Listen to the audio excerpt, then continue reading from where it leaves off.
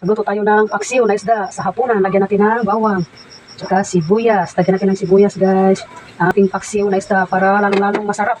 Lagyan natin ng kahit kunting luya. Kahit kunting luya. Kunting kamatis. Para lalong-lalong masarap ang ating paksiw na isda. Ulam sa hapunan. At saka lagyan natin ng isang sili lang ang ating ilagay para hindi masyadong manghang. Lagyan natin ng suka. Kunting suka lang, vinegar.